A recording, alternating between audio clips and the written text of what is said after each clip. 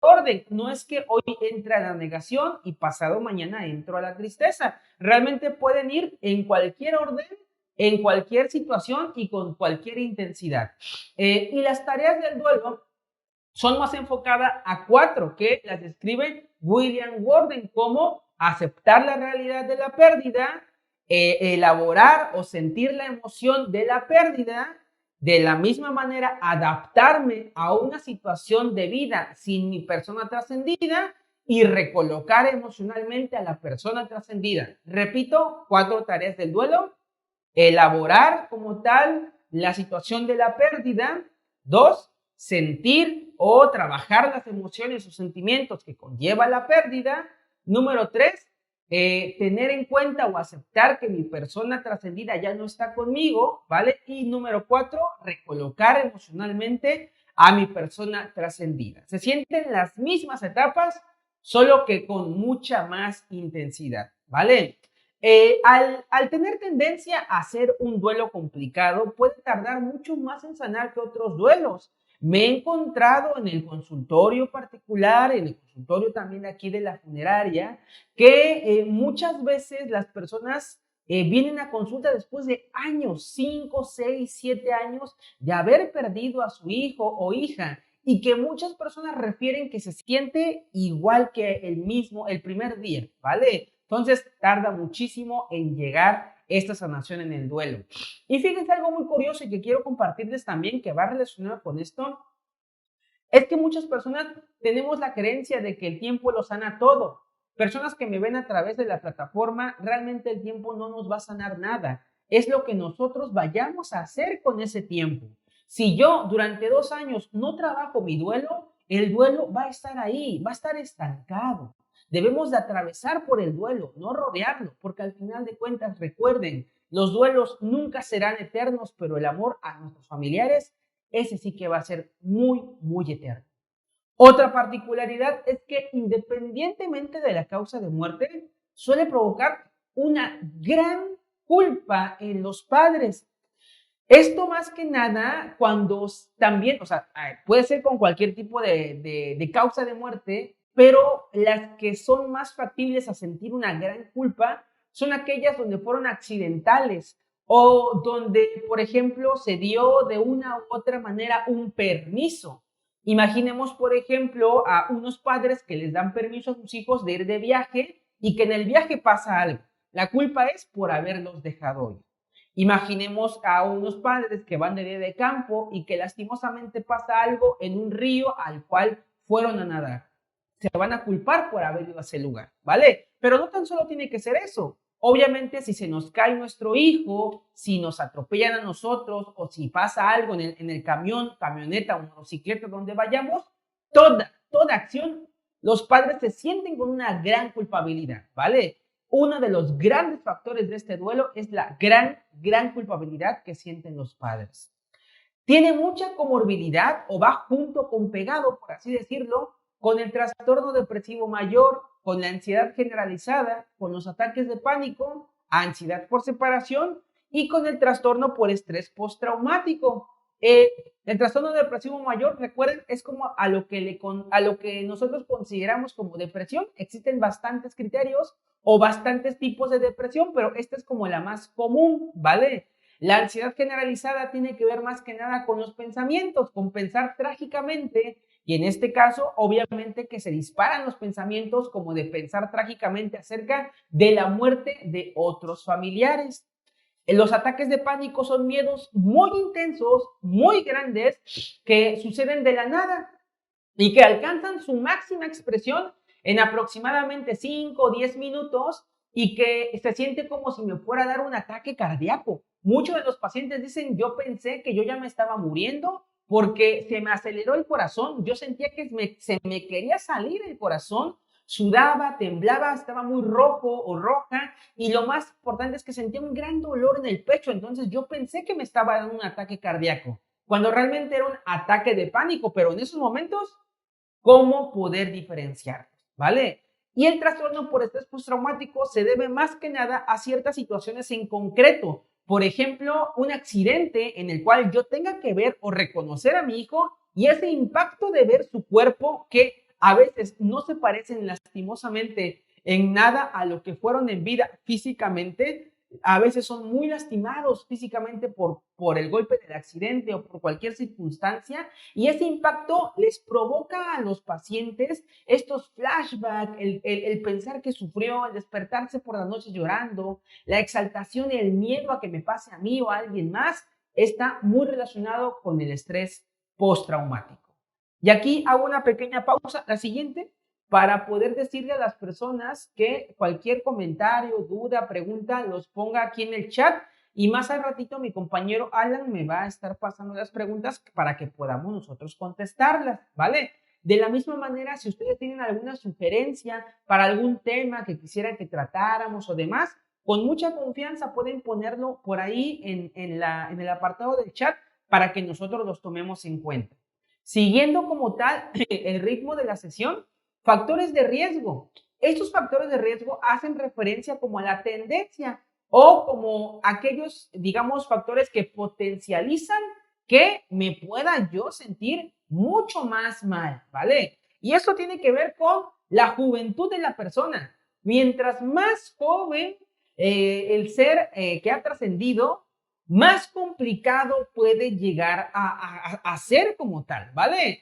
Esto no quiere decir, por ejemplo, que si mi hijo que tiene 27, 28 años llega a trascender, no quiere decir que no vaya a ser complicado, ¿vale? Sin embargo, en estadística o en tendencia, mientras más jóvenes somos, mayor sensación de complicidad, ¿vale? De que sea complicado, tiende a realizar, ¿vale? La causa de muerte. Aquí la causa de muerte importa muchísimo. ¿Por qué? Porque aunque hay niños o adultos que trascienden por enfermedad, son aquellas personas que trascienden de una manera violenta, llegan a ser mucho más complicados. ¿Y esto por qué? Por lo inesperado, por la situación, digamos, de sorpresa que puede llegar a nosotros. Y si eso le sumamos que no hay una muy buena relación, puede potencializarse, les repito, para un duelo complicado. De hecho, en el tercer punto aquí viene tipo de relación, saludable o conflictiva. ¿Y por qué ponemos los extremos? Porque obviamente una relación entre padres e hijos, que es muy buena, es la mejor. Al perderse esa relación, se queda un hueco enorme en nuestros corazones, un hueco enorme en nuestras vidas. Y al ser totalmente conflictivas, igual hay un hueco grande, pero con relación a muchas veces el hubiera.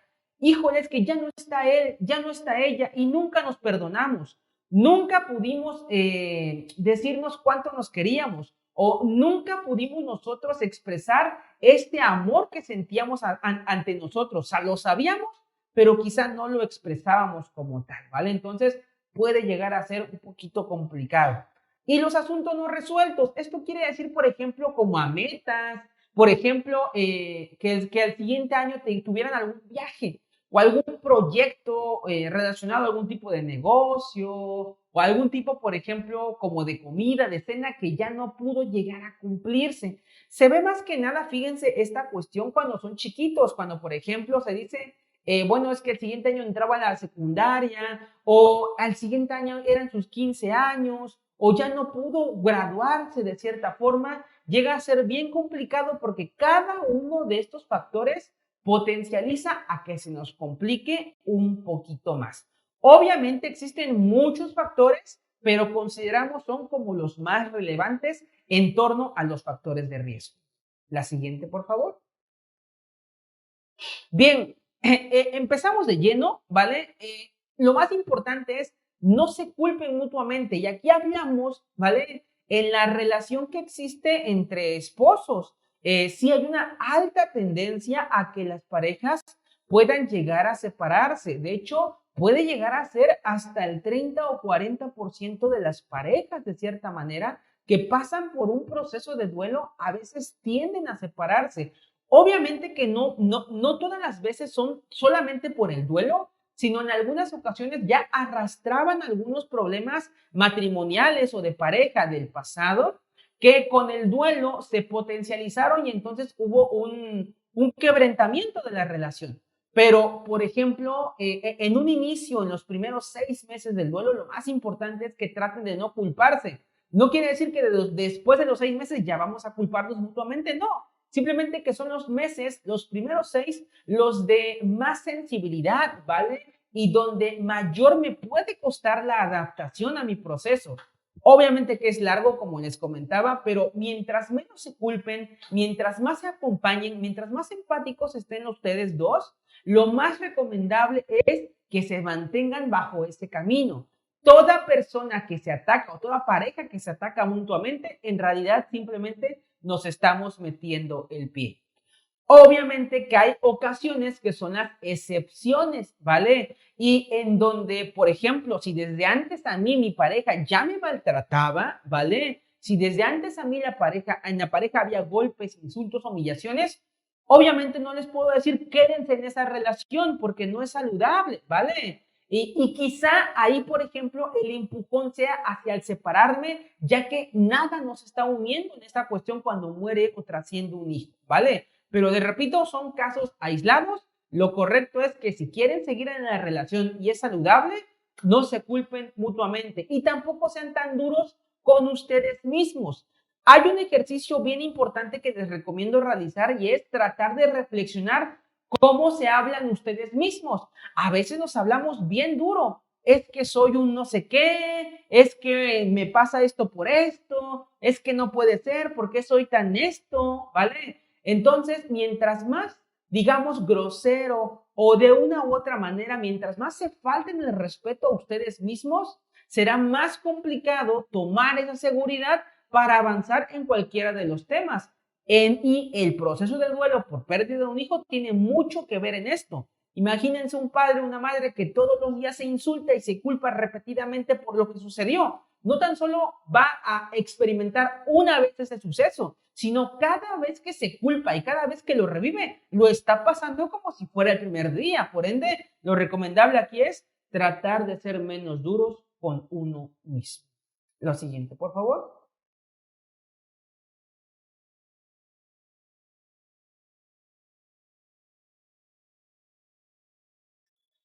Bien, es normal que queramos nuestro tiempo a solas, es completamente normal. Yo no les puedo decir, no estén solos, traten de estar todo el tiempo acompañados. Yo no les puedo decir eso, no es saludable.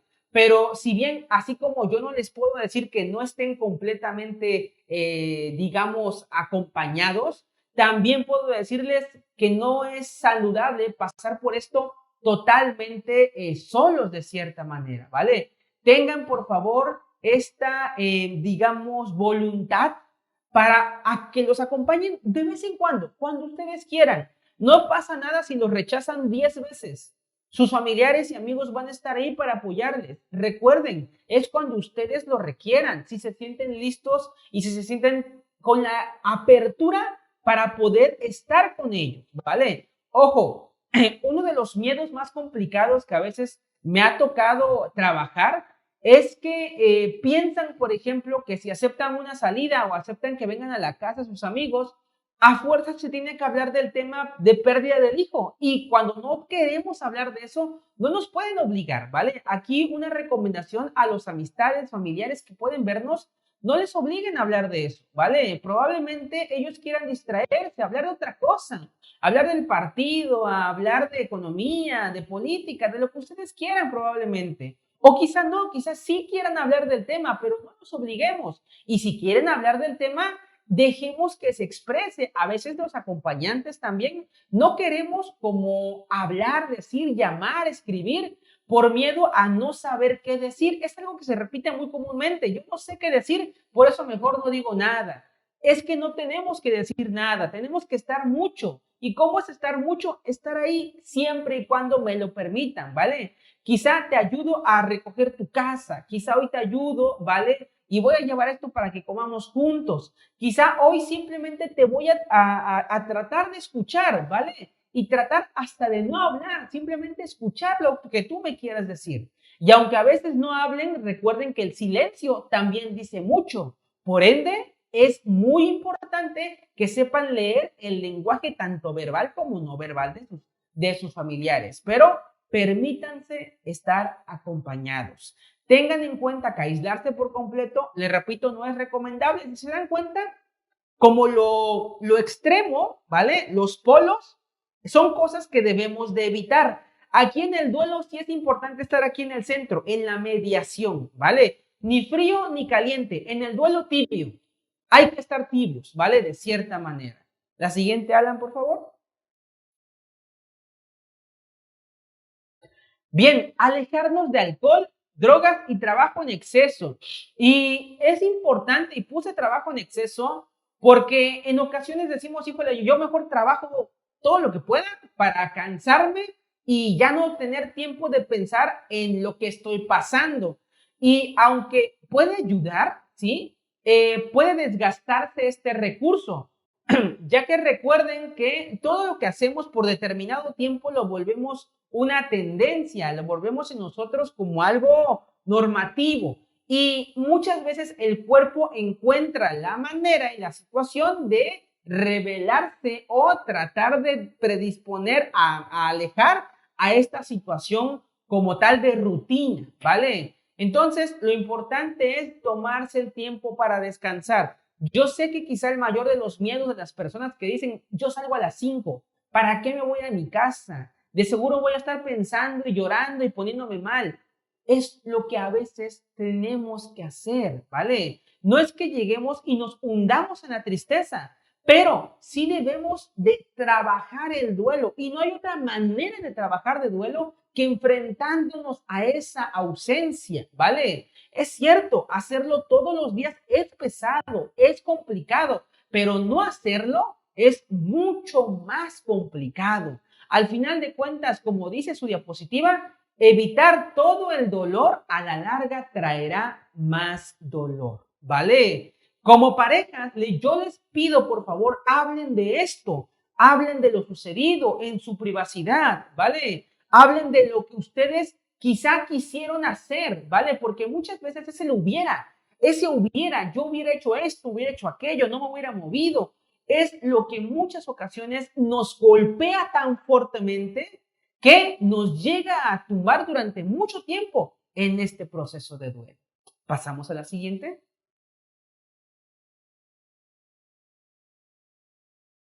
Permítase llorar. Creo que aquí las palabras sobran. Cuando nosotros expresamos, nosotros sanamos.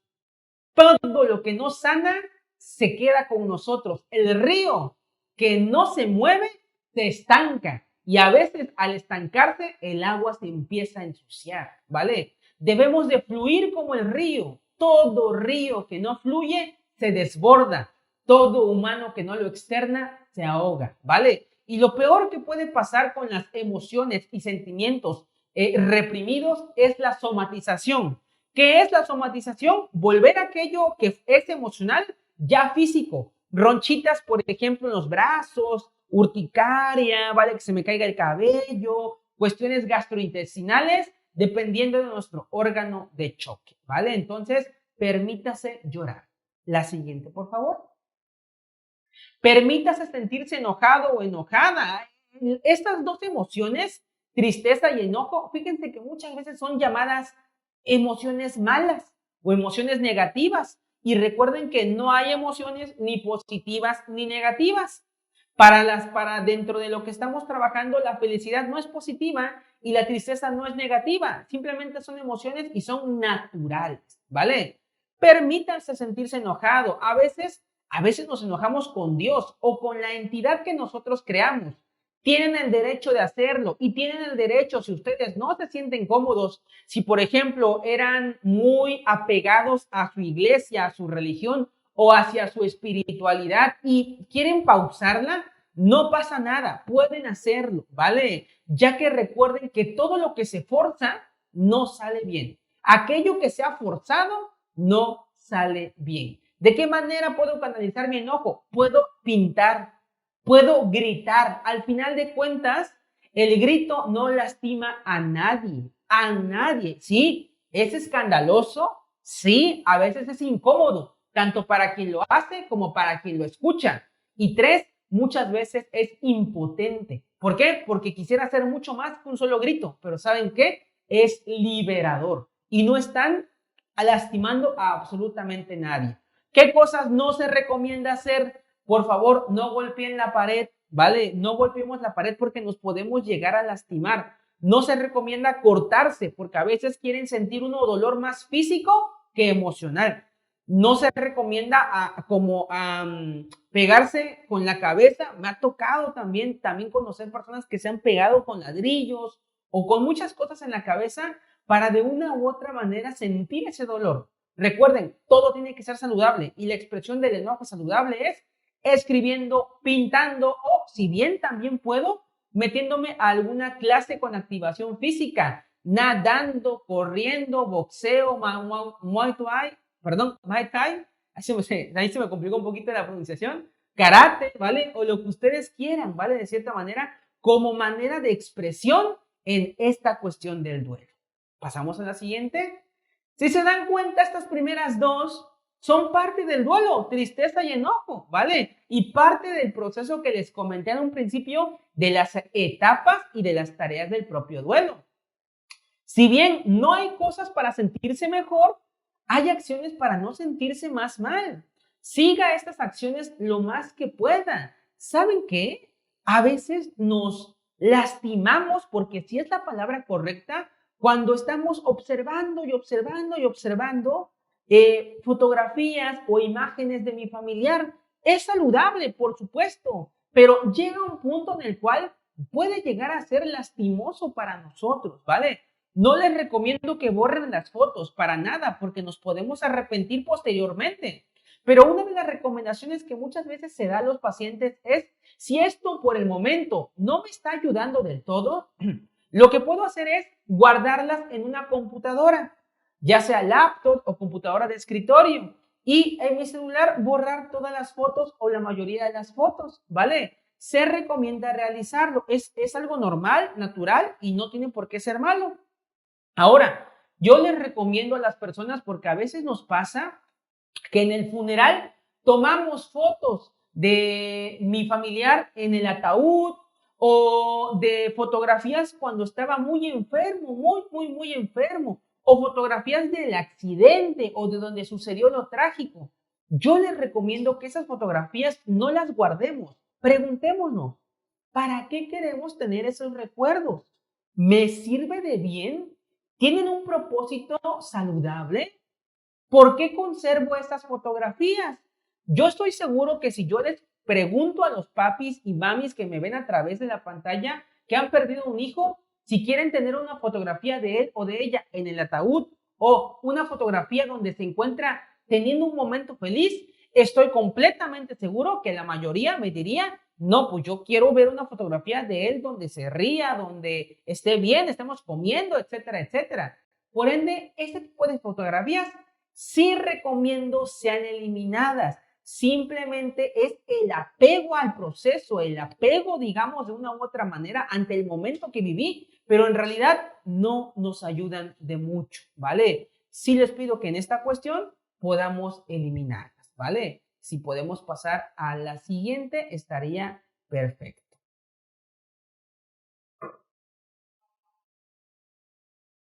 Muy bien. Y como les dije anteriormente, no tan solo existe la pérdida de hijos, por ejemplo, en niños, en adolescentes, y quise seccionar algunas partes como por edad.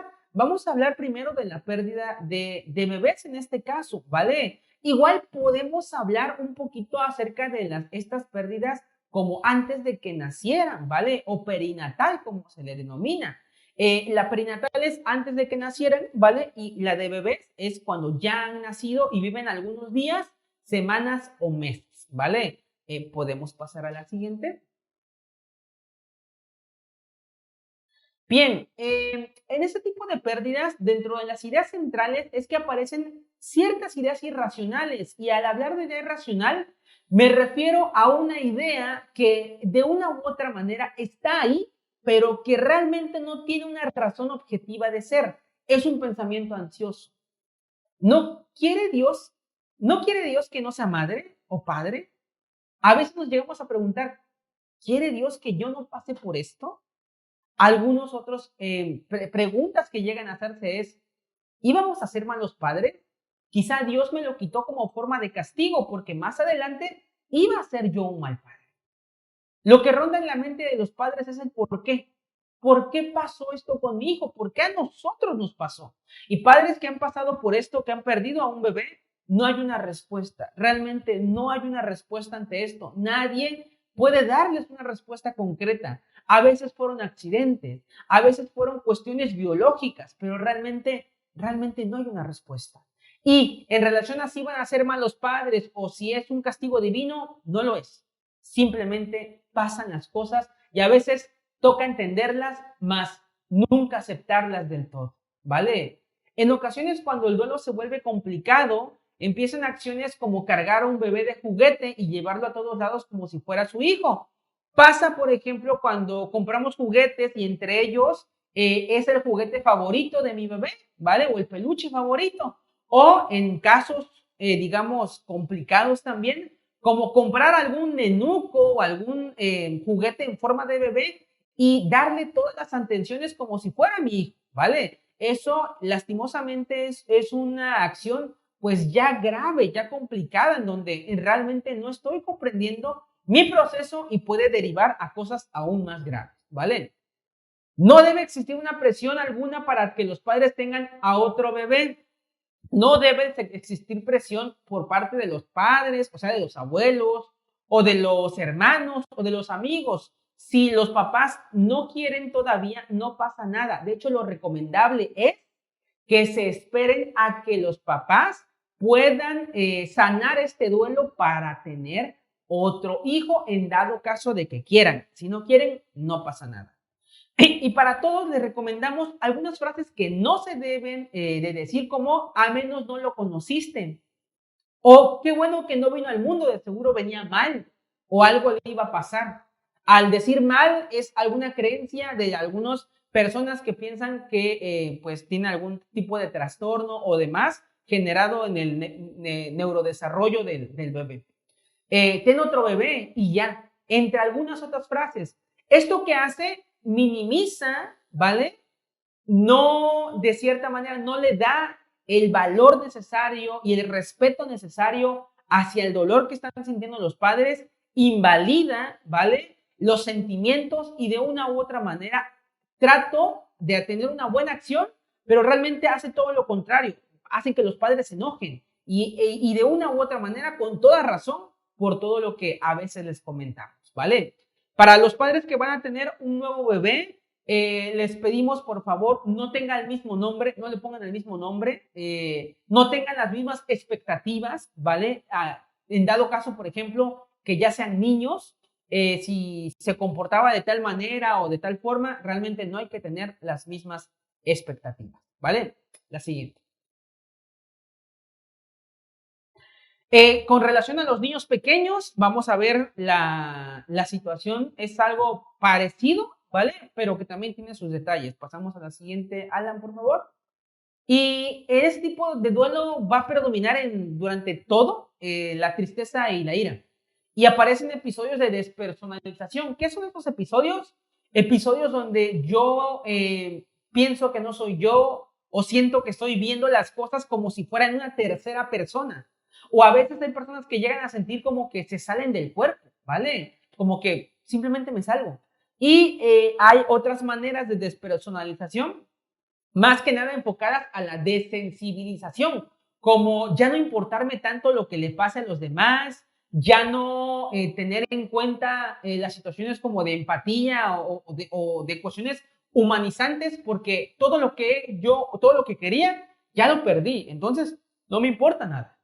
Puede darle un sobreafecto a las cosas de los niños como juguetes o ropa. Aquí también algo importante es, por ejemplo, imaginemos a un niño o niña de 5 años que ha trascendido y que a los 2 o 3 años llega a un nuevo integrante como tal de la familia, ya sea por adopción o de manera natural, y que quiera jugar con los juguetes del niño que ha trascendido. A veces pasa que los padres se enojan y les pegan a los niños. No, no rompas eso. Tienes que cuidarlo porque era de tu hermanito. Recuerden que los niños son niños y a veces van a destruir o no van a tener cuidado y es parte de la exploración, juego y desarrollo de una misma, dinamismo del propio crecimiento de los niños.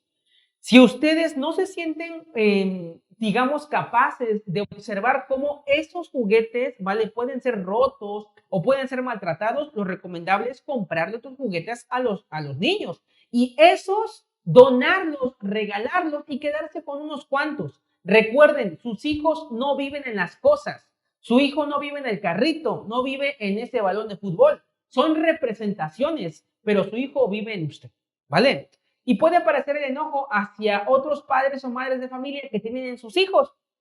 Pasa mucho, por ejemplo, que cuando hay hermanos y hay el festival de la mamá o el papá, como que hay un enojo, ¿vale? No quiero ir. Y a veces sí por la tristeza, pero también por esta sensación como un poquito de frustración de que los demás tengan a sus hijos y yo haya perdido a uno como tal. Aparte que la vida ya no se ve de la misma manera, ¿vale?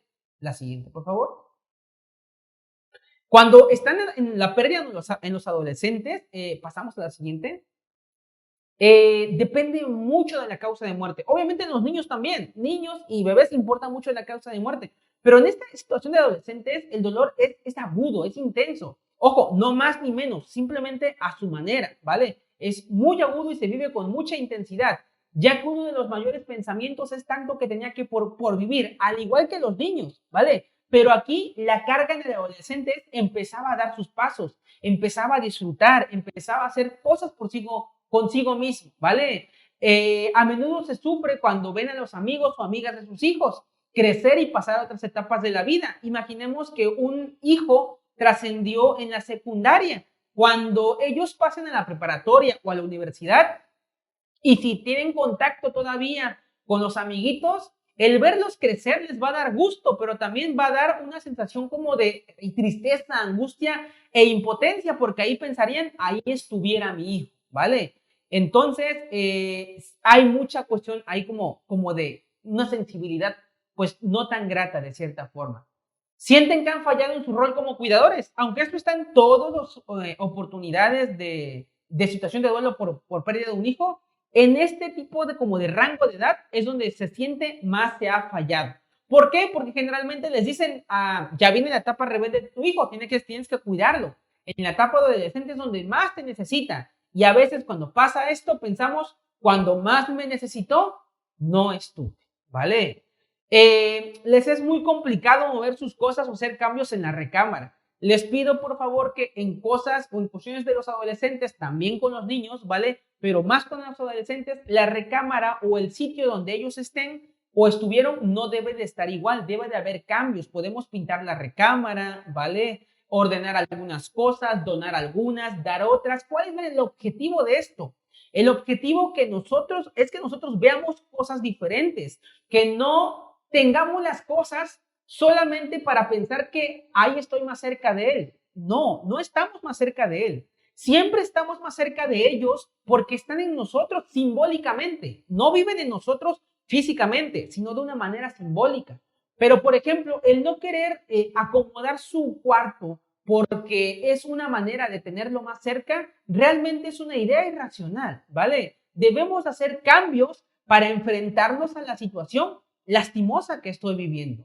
Y por lo general, si es cremación, se quedan con la urna mucho tiempo, a veces 20, 30 años, y eso puede llegar a afectar la percepción en el duelo. ¿Por qué? Porque si bien con niños eran muñecos que cargaban, a veces ya de adolescentes llevan la urna a todos lados, como por ejemplo al Walmart, al cine, o la ponen en la mesa para simbolizar que está presente a la hora de comer, ¿vale? Entonces, este tipo de acciones y conductas no es nada saludable, ¿vale? En ocasiones también se les prende el clima o la luz, si es que la urna está en la recámara o en la sala, para que no se sientan solos. Hay una idea irracional de que están ahí y que todavía sienten, ¿vale? Soledad, tristeza o demás. Y la verdad es que no. Nuestros familiares cuando trascienden ya no sienten, ¿vale? Están en otra dimensión donde nosotros creamos, donde mi fe me diga, pero aquí con nosotros físicamente ya no están.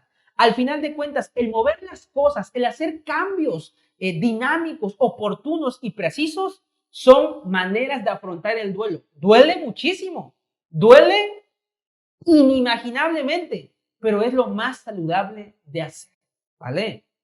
Pasamos a la siguiente.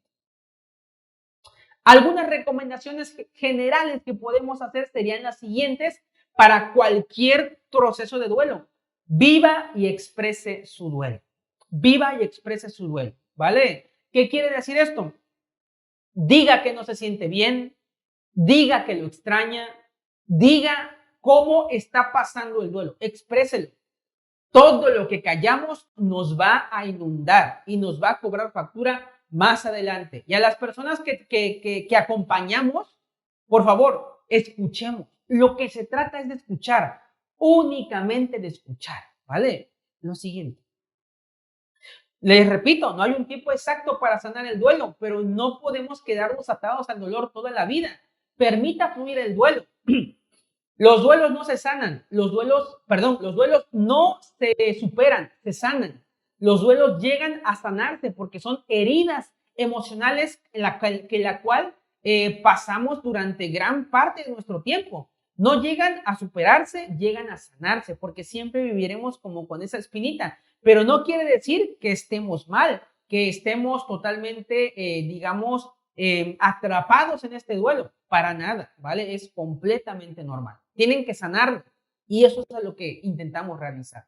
La siguiente, por favor. Tienen que hacer cambio en la habitación de sus hijos. Si sus hijos ya sean grandes o pequeños, su habitación no se puede quedar así. Son cosas que yo sé que es difícil porque se van a desprender de muchas cosas, pero hay que donar esas playeras, hay que también donar los juguetes o guardar algunos cuantos. Debemos hacer cambio en la habitación de nuestros hijos, ¿vale? No se puede quedar así. Todo lo que extrañamos ya no está y hay que aceptar esto, que lo que extrañamos ya no está y que el presente doloroso que vivimos no tiene por qué ser para siempre. Pero aquí es donde yo les recuerdo, atravesar el duelo y con esas acciones puedo yo atravesarlo. Si resguarda las esencias, en este caso, de su hijo o de su hija, se recomienda que las resguarde durante cierto tiempo, pero no se recomienda que se resguarde por más de un año. ¿Por qué? Porque de la misma manera, las esencias necesitan un espacio especial, ¿vale? En este caso es un nicho, un espacio en el panteón, donde ustedes quieran, ¿vale? Pero que se sientan cómodos con donde están resguardadas las esencias. ¿Por qué? Porque a veces llegamos a tener, les repito, ideas irracionales y que la urna esté en casa, en algunas ocasiones logra aumentar esas ideas irracionales de nuestra parte, ¿vale? Creer que vive ahí, creer que ahí está mi hijo, creer que le da frío, que le da hambre, son ideas que pueden ser complicadas. Por ende, el que la urna esté en un nicho, en una funeraria, iglesia, panteón, me da a mí la sensación de que ya no está. Y voy elaborando ese duelo, ¿vale? Voy elaborando. El ir a visitarlos, el ir al panteón, es una forma de elaborar el duelo. Y más si hay hermanos pequeños, me refiero a 2, 3, 4 años, porque a veces les da miedo.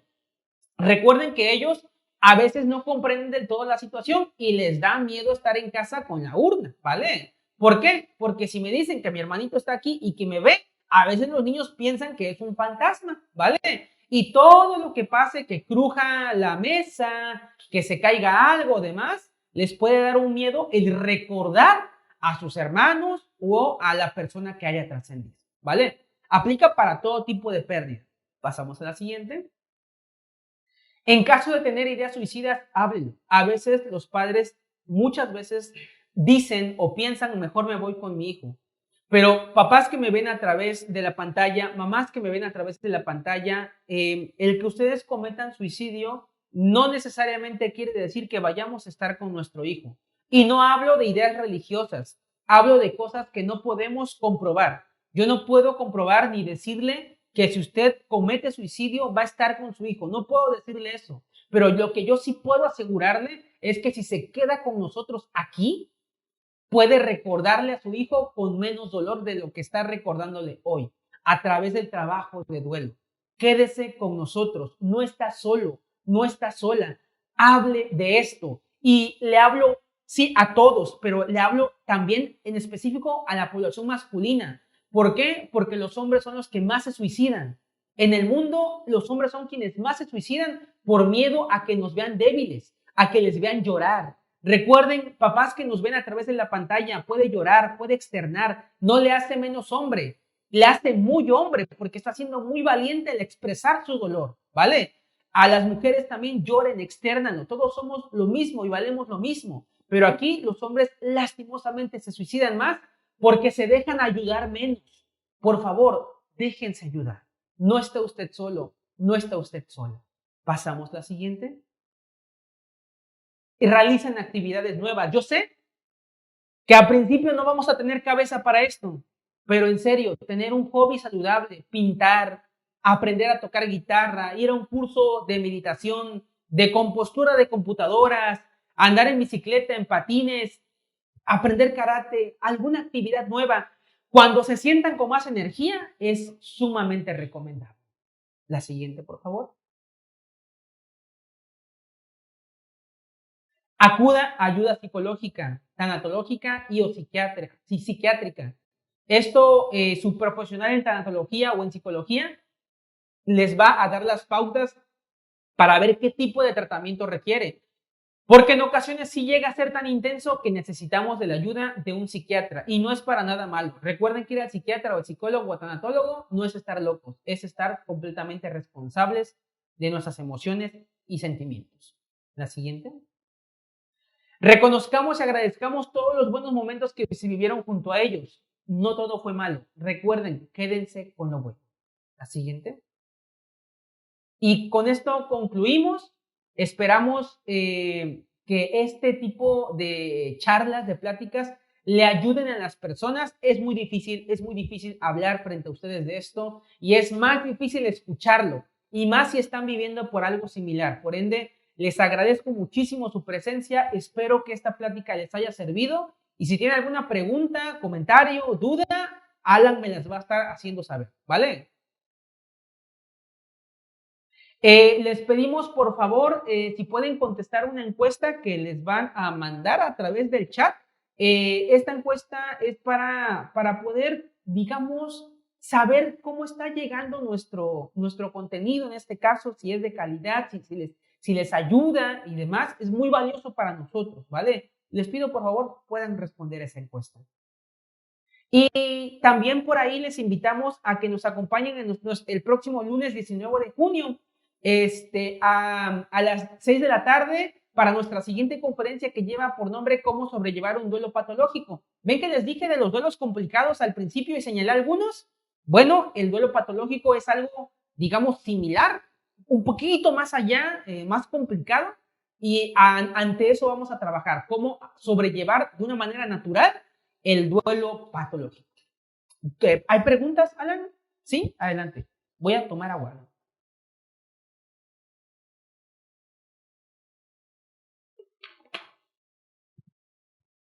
Por acá voy a estar leyendo sus preguntas.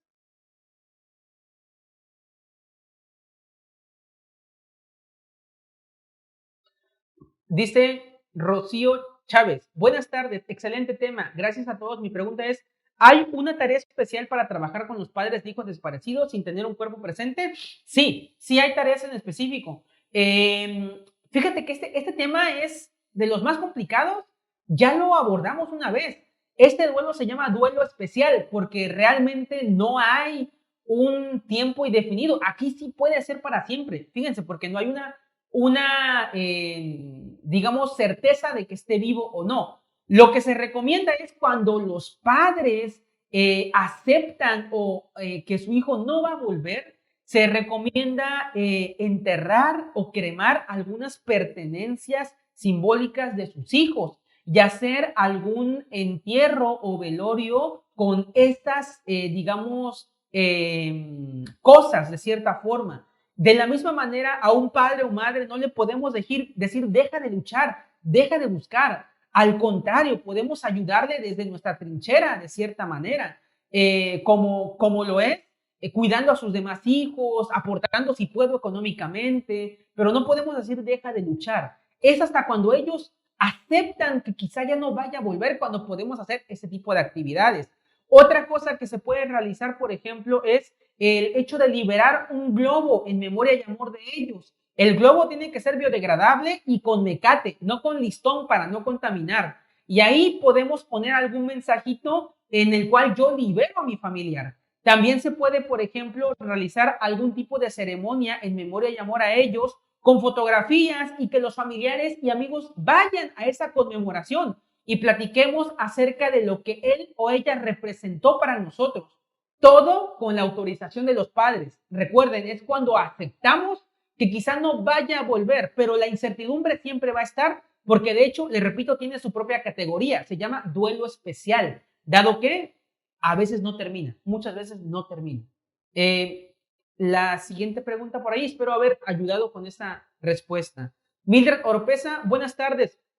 Y cuando los padres son divorciados y el hijo se suicida, ¿en qué tiempo entra el tanatólogo? ¿Se deja pasar los 3 meses para tratar al doliente? Entra de inmediato. Realmente aquí es cuando el familiar, recuerden, todo es desde que uno lo necesite. Puede ser, se recomienda que pasen una semana, a veces sí 3 meses, ¿vale? También hemos recomendado 3 meses, porque a veces el duelo no se llega a asentar. ¿Qué quiere decir? Que a veces sigo en negación constante y no logro expresar de cierta manera, pero entra desde ya, ¿vale? Desde ya, porque es un tema bien delicado que tiene que tratarse inmediatamente, ¿vale? Silvia Aldaz dice, mi hija estuvo a punto de fallecer y guardé las fotografías por mucho tiempo, hasta que me las vio una persona y me dijo, borra todo porque cada que las veas tendrás el dolor ya que revives todo lo que pasó. Y sí es verdad, las borré y trabajé con muchas terapias para sobreponerme al dolor que vivimos. Exactamente, no nos sirve tener esos recuerdos. Fíjense que es más como una cuestión de, como de atadura ahí, ¿vale? Tanto los recuerdos dolorosos no nos ayudan de nada, ¿vale? Y con relación a la cuestión, por ejemplo, de tener las fotografías de los familiares que están en el ataúd o demás, es algo igual, como una expresión, como una sobreprotección que queremos tener, pero realmente no nos ayuda. Recordemos las fotografías a como ellos eran, felices y de la manera en que la cual nosotros queremos, pero momentos complicados, de accidentes, de tragedias, es recomendable no tener. Diareri dice, mi mamá falleció hace 2 meses, mi hijo de 25 años falleció hace 9 meses y mi papá va a cumplir 1 mes. No he permitido sentir el duelo de ninguno. Ahora me siento fatal y no me quiero ni levantar. Yo estoy sola. Diareri, la situación es complicada al ser muchísimas pérdidas. Tal vez al no querer levantarte puedas tener, no puedo yo diagnosticarte desde aquí porque no te he visto y con tan pocas pruebas pues no puedo comentar más allá, pero puede o hay una tendencia por ahí a cuestiones depresivas. Yo te recomiendo que por favor te vayas a atender de manera psicológica, psiquiátrica. Si quieres puedes mandarnos un mensajito que te podemos ayudar de todo corazón. Recuerda que no estás sola y aunque esos momentos sean muy complicados, siempre habrá alguien a tu ayuda. Las pérdidas recientes o como unas seguidas son cosas que a veces son inexplicables y que a la persona que se queda puede tener como una gran pesadez o hasta pensamientos que son castigos divinos. A veces así llegamos a pensarlos, pero te recomiendo te ayudes en esta cuestión. ¿Por qué? Porque es bien complicado. Estamos aquí para apoyarte si tú así lo decides. Janet Colina dice, ¿en dónde puede uno tener terapia con ustedes? No sé si podemos poner la imagen, o está la imagen ahí, Alan. Puede mandar mensajito a este número que está en la pantalla. Es el número del departamento de aquí de asistencia tanatológica. Nos encontramos en la avenida 20 de noviembre, número 2199, entre Simón Bolívar y Luz Nava, ¿vale? WhatsApp de la unidad de duelo, que es el 229-331-5674. La están viendo en pantalla, pueden ustedes tomar alguna fotito, guardar el número y nosotros le responderemos. Trabajamos todos los días, ¿vale? El horario de atención es de 8 de la mañana a 5 de la tarde y miércoles y viernes y de 8 a 8 todos los días, ¿vale? Puede mandarnos un mensajito. Va que va. Margarita Valdés dice, buena tarde, una pregunta, ¿qué sugiere para las madres que tienen una pérdida perinatal? Gracias por el tema. Para el duelo perinatal se tiene que trabajar el duelo. Aquí, por ejemplo, es trabajar las culpas o trabajar lo que esté, digamos, pasando a su alrededor.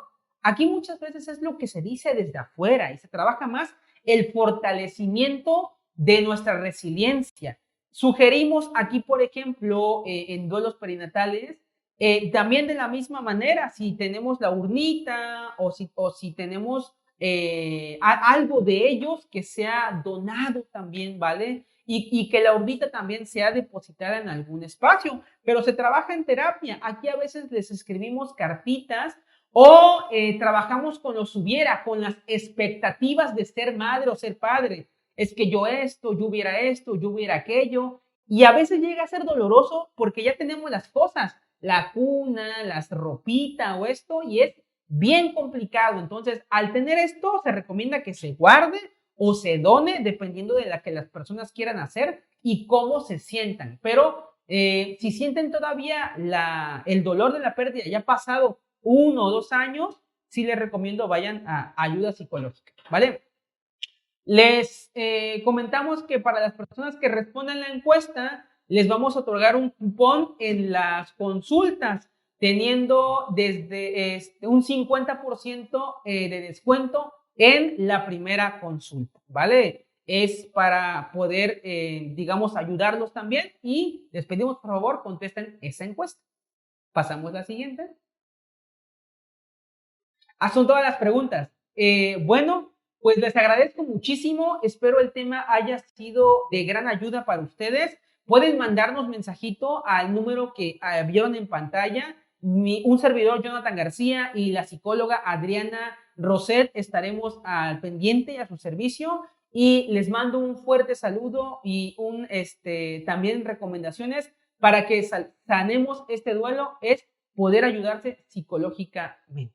¿Vale? Recuerden, nos vemos el lunes 19 de junio a las 6 de la tarde con la plática cómo sobrellevar un duelo patológico, ¿vale? Nos vemos pronto, les saluda con mucho gusto Jonathan García Meshua, psicoterapeuta y tanatólogo de Funeraria del Ángel. Hasta luego.